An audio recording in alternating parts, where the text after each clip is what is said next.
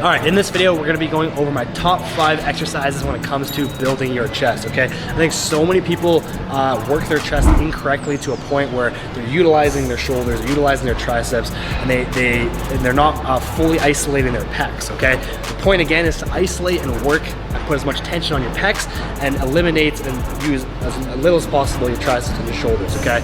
Also especially with things like bench press, so many people accumulate injuries via their shoulders or rotator cuff tears. And so not only will I be showing you my top 5 exercises, but also some strategies on form to help avoid injuries and again place more tension on the working muscle, the muscle you want to build, your pecs. So that's what we're going to be covering in this video. The first exercise we're going to be covering is the bench press. So before we get into the bench press, I always recommend to warm up your shoulders and your rotator cuffs. Like I mentioned, one of the most common gym injuries out there is rotator cuff stuff. And so it is critical to not only strengthen, but also warm up your shoulders every single time you're doing shoulders or chest workouts. So with this, it literally takes 5-7 minutes at most, super easy. And all you gotta do, I recommend doing 3 different exercises for this. Number 1, gonna bring it here, warming up your rotator cuffs, okay?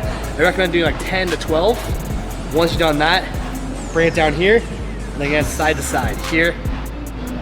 Again, this will help warm up and activate the rotator cuff. And the last one is more so of a pec one, kind of one hand at a time, really doing full circle swings, really opening up and stretching that chest, right? So again, 10 per side, and then I would even do 10 backwards as well. So that only takes 5-7 minutes, and that really helps to warm up and engage your rotator cuffs so that they're not as susceptible to injury when you're doing the bench press, okay? Now, when it comes to bench, there are a few things. This is one of the most technical when it comes to form exercise out there. It is so easy to screw this one up. Again, a lot of people don't do this correctly, and as a result, they put way more tension on their shoulders and triceps to move that weight. Again, you want as much of the tension on the bench press to be on your pecs. So my biggest advice for this is to retract your scapula. So instead of being here, retract your scapula. So here, it's almost like trying to touch your shoulder blades together. So here, bringing it back, right? So you want to have that on the bench. So you sit down, rather than just being here and doing it like this, right now my back is completely straight. So the most important thing here, you're here, and again, pinch your shoulder blades together, get a slight arch in your lower back. So again, instead of here being flat, first thing is pinch your shoulder blades together, bring your hips up a little bit so you get that arch on your lower back, and that will help isolate and open up the chest more, so you're working more of more tension on your pecs, okay? One other thing I see a lot is making sure your feet are on the ground. For some reason, I see a lot of people like have their feet like all over the place, like here, making sure they're firm and stiff on the ground, because you actually generate a lot of power through your hips as well. So 3 things. Making sure your feet are planted on the ground, firm and strong. Number 2, retracting the scapula. Number 3 is having a slight arch in your lower back, okay? Once you have those 3, your body's in a much more powerful position to move the weight. Next, I mentioned this in the arm video, but the closer your arms are, the more tricep activation. The farther your arms are, the more chest activation. So I typically recommend grabbing these outside rings. You grab it here, and then bring the weight down all the way to your chest and up. Control on the way down and up. Control and up, okay? And you notice how my elbows aren't flared. So your elbow should never be out here, because this is dangerous for your shoulders. You wanna keep, instead of here, keep your elbows in, and the bench to your nipple line. Here and up, okay? So again, bench is one of the most technical movements in the gym. Making sure your form is extremely important, not only from an injury prevention, but also actually building your chest. So I would suggest starting off lighter, perfecting your form. Once you perfect your form, then move up in weight, okay? So again, that's probably the most staple chest exercise. Now let's move on to a dumbbell position. So the next chest exercise, staple exercise that I pretty much do on every single chest workout is some sort of dumbbell pressing, right? So if I start with a flat bench press, I actually do an incline dumbbell press, and vice versa. If I start with an incline barbell press, incline bench press, I'll do a flat dumbbell press, okay? Just to kind of work different fibers on your chest. So with this one, pretty much the exact same principles apply to the previous clip with the bench press. Making sure your shoulders are retracted, brought back, opening up your chest up, and kind of bringing, really squeezing at the top and getting a full stretch, okay? So this one's a little bit easier to perform, but basically, again, the key points when you're kind of getting into position, you're here. Before you start, making sure your scapulars are retracted. Again, pin out here versus here. So this is flat, this is retracted. And then another big thing is don't clap the dumbbells together. So don't go like this. Because here, all the tension is off your chest, okay? So at the top, all the tension is off your chest. And your shoulders actually move forward.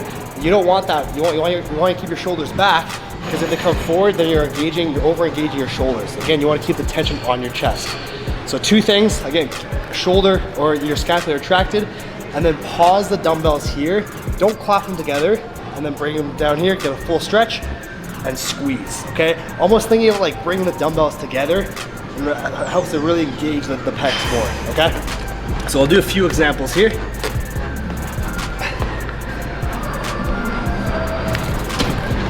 So again, first thing, retract the scapula, and then bring up and squeeze right here without bringing them together. And notice how my shoulders are staying back, right? It's all my pecs doing the work. Full stretch, I would stop here, up and squeeze. Down, up and squeeze. And squeeze.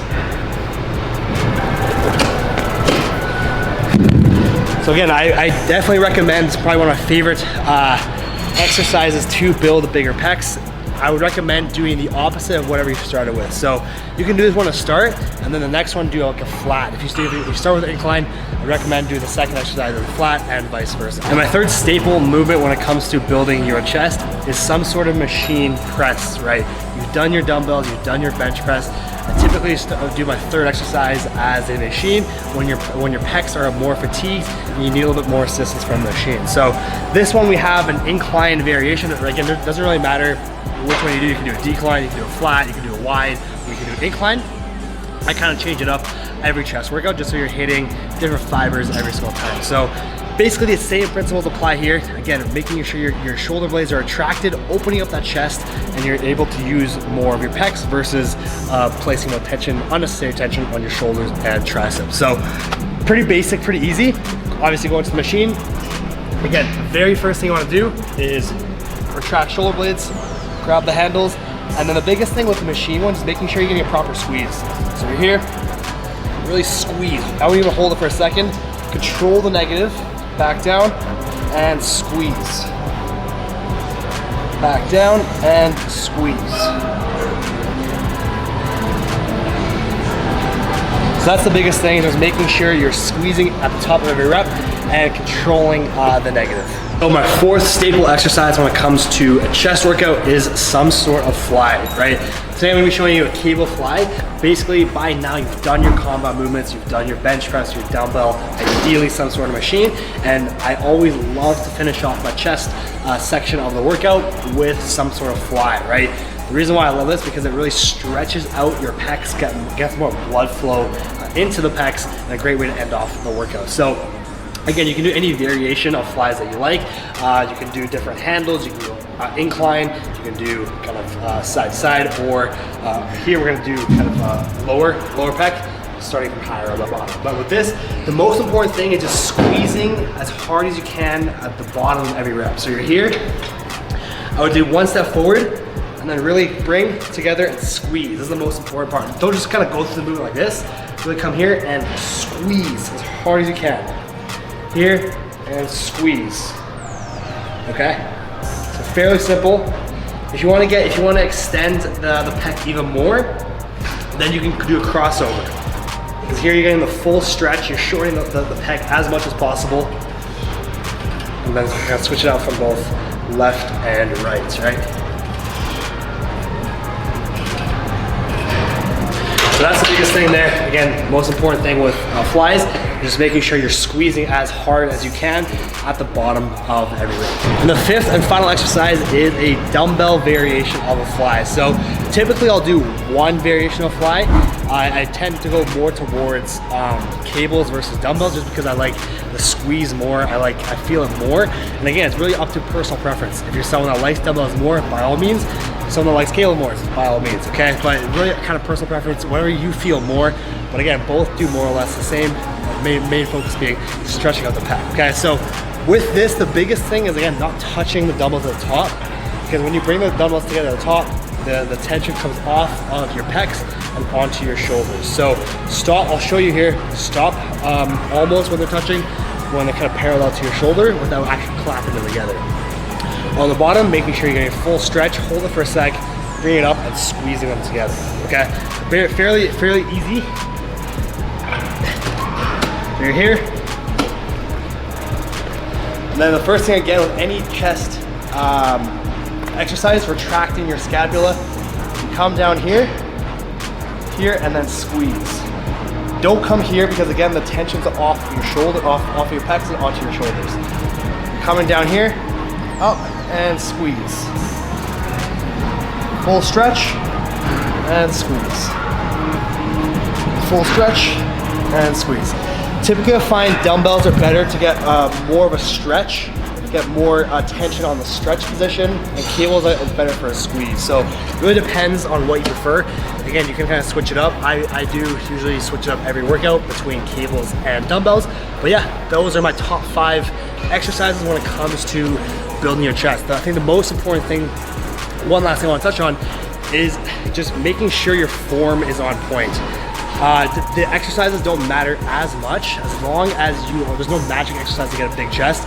As long as you're perfecting your form, pick 3, 4, 5 staple exercises for your chest and just focus on mastering the form there. That is the best way, that is the most progressive way to actually build and focus on progressive overload on a week-to-week basis. So that rounds off the video. Hope you enjoyed it, and we'll see you here on the next one.